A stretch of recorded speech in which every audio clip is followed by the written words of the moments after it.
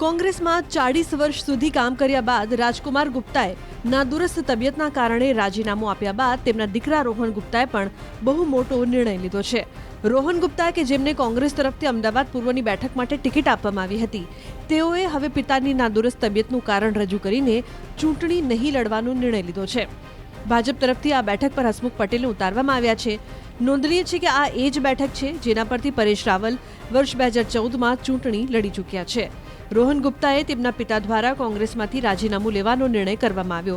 તે પછી શક્તિસિંહ ગોહિલને લખેલા પત્રમાં જણાવ્યું છે કે મારા પિતાની અત્યંત કથળેલી સ્વાસ્થ્ય પરિસ્થિતિના કારણે અમદાવાદ પૂર્વ બેઠક પરથી કોંગ્રેસના ઉમેદવાર તરીકે મારું નામ પાછું ખેંચું છું। આ સાથે તેમણે પોતાના પત્રમાં એ પણ જણાવ્યું છે કે વર્તમાન પરિસ્થિતિમાં નૈતિક રીતે આ જવાબદારી સ્વીકાર કરવા સહમત છું। પાર્ટી દ્વારા જે પણ ઉમેદવારને પસંદ કરવામાં આવશે તેમને મારો સંપૂર્ણ સાથ સહકાર આપીશ। મારી માટે પણ આંચકાજનક છે, પણ પિતાની નાદુરસ્ત તબિયતના કારણે તેમણે આ પગલું લીધું છે। પરિવારે નિર્ણય કર્યો છે। પક્ષે તો એમને મોટી પસંદગી કરીને એક મોટી તક આપી હતી, પણ એ તકમાં ક્યાંક ને ક્યાંક એમને પોતે હાલની પરિસ્થિતિમાં પોતે આમ આગળ વધતા નથી તેવું એમને પોતાના ટ્વિટર હેન્ડલ ઉપરથી કીધું છે।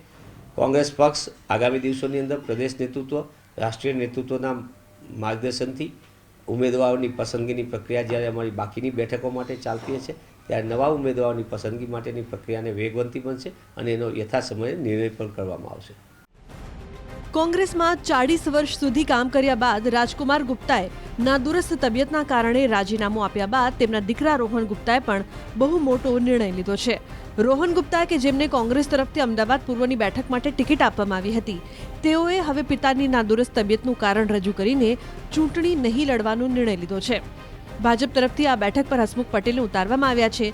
નોંધનીય છે કે આ એ જ બેઠક છે જેના પરથી પરેશ રાવલ વર્ષ 2014માં ચૂંટણી લડી ચૂક્યા છે। રોહન ગુપ્તાએ તેમના પિતા દ્વારા કોંગ્રેસમાંથી રાજીનામું લેવાનો નિર્ણય કરવામાં આવ્યો। તે પછી શક્તિસિંહ ગોહિલને લખેલા પત્રમાં જણાવ્યું છે કે મારા પિતાની અત્યંત કથળેલી સ્વાસ્થ્ય પરિસ્થિતિના કારણે અમદાવાદ પૂર્વ બેઠક પરથી કોંગ્રેસના ઉમેદવાર તરીકે મારું નામ પાછું ખેંચું છું।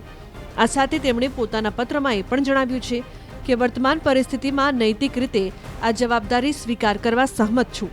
પાર્ટી દ્વારા જે પણ ઉમેદવારને પસંદ કરવામાં આવશે તેમને મારો સંપૂર્ણ સાથ સહકાર આપીશ।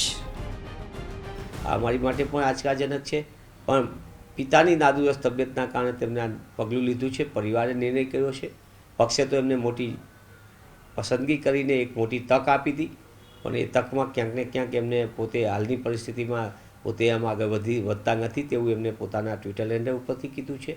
કોંગ્રેસ પક્ષ આગામી દિવસોની અંદર પ્રદેશ નેતૃત્વ, રાષ્ટ્રીય નેતૃત્વના માર્ગદર્શનથી ઉમેદવારોની પસંદગીની પ્રક્રિયા જ્યારે અમારી બાકીની બેઠકો માટે ચાલતી હશે ત્યારે નવા ઉમેદવારોની પસંદગી માટેની પ્રક્રિયાને વેગવંતી બનશે અને એનો યથાસમયે નિર્ણય પણ કરવામાં આવશે।